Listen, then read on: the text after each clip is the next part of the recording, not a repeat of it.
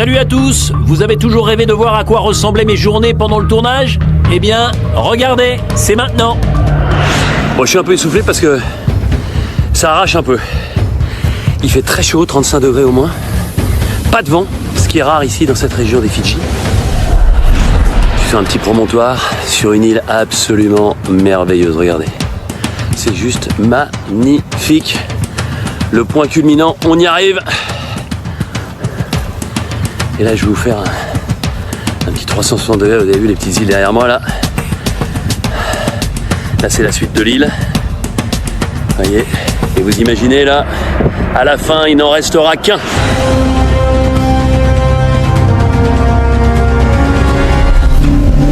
On va sur un jeu avec le capitaine. Ah, vous savez qu'au Fidji, pour dire bonjour, on dit boula. Et quand on vous dit boula, vous répondez boula boula. Boula boula. Boula boula. On a toujours le même pilote et toujours le même bateau. Là, on arrive sur cette plage magnifique.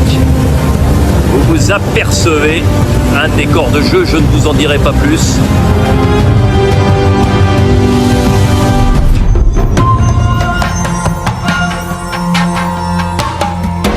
Voilà, ma loge de fortune.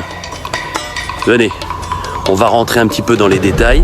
J'ai quelques petits péchés mignons, regardez. Un petit peu d'ananas, du Perrier et une tablette de chocolat. Thermos pour le thé et puis un ustensile qui est très important sur Koh Lanta. On l'emmène en permanence, c'est le parapluie parce que même si là il y a du soleil, dans 5 minutes il peut pleuvoir à torrent. Une bonne pluie tropicale, donc sans parapluie, on est cuit. Il y a un truc que je voulais vous montrer aussi. Cindy qui met des patchs anti-auréoles. Des patchs anti-auréoles au niveau des dessous de bras. L'avantage c'est que sur Koh Lanta, il y a du soleil, on est bronzé, donc le maquillage, c'est pas tellement pour donner meilleure mine. Le maquillage ici, c'est surtout des produits, 1, pour pas prendre de coups de soleil, et 2, Cindy, tu me confirmes, pour pas transpirer. Je suis quasiment prêt. À la Cindy, à les vêtements, et puis regardez, il y a Julien qui arrive, le producteur de Koh Lanta avec qui on se donne les dernières informations. Allez, le micro. Il n'a pas l'habitude qu'on le filme, c'est pour ça d'habitude il met beaucoup moins de temps. Et là il y a les mains qui tremblent. Et pour la transpiration, autre technique, hein, le t-shirt en dessous de la chemise qui absorbe la transpiration avant la chemise. Toute une technique.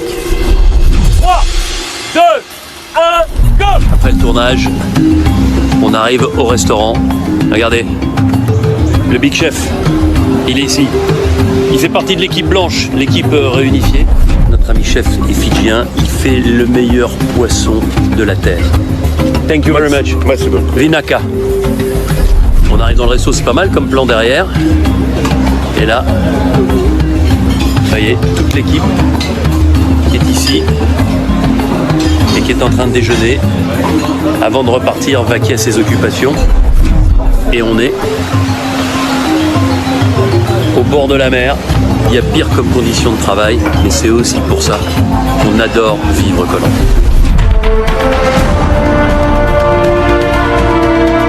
Rien de mieux que de courir, regarder dans cette cocoterie.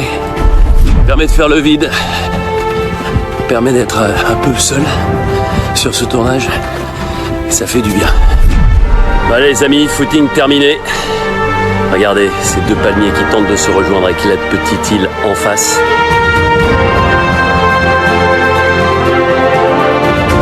On me demande souvent si je suis pas lassé après tant d'années. Ben, quand vous voyez ça, vous avez juste envie de continuer. Parce que c'est magique et je suis ravi de pouvoir transmettre ça et de vous montrer un petit peu mon quotidien. Pas du tout vu passer d'ailleurs, c'est l'utilisation des doublures. Déjà ce qu'il faut se dire c'est que quand on regarde une épreuve de Koh Lanta, on voit à la fois des plans réalisés au sol, des plans au drone classique, au drone FPV, on a des spider cam qui sont installés entre les arbres pour faire de gros travelling bien stylés, on a aussi des caméras camouflées dans les obstacles pour avoir une vue immersive, on a des caméras sous l'eau, bref il y a des caméras de partout et ça pose un problème majeur, c'est parfois compliqué pour un caméraman de pas apparaître dans le champ de vision d'un autre, surtout sur les plans de drone qui sont super larges. Autre problème, comme tout est filmé dans des conditions de de direct, parfois il leur manque quelques plans intéressants, ou alors ils ont besoin de plans dilus pour illustrer les épreuves au moment de l'explication des règles. Du coup, ce qu'ils font pour résoudre tous ces problèmes, c'est qu'ils ont une équipe de doubleurs qui ont les mêmes gabarits que les candidats et qui sont habillés pareil, et ces doubleurs, qui sont aussi les testeurs, vont refaire l'épreuve en faisant la même chose que les candidats. Donc si c'était l'équipe rouge qui était devant, ils vont se repositionner de la même façon. Comme ça, les caméramans peuvent faire les plans manquants, et c'est surtout utilisé pour les plans de drone.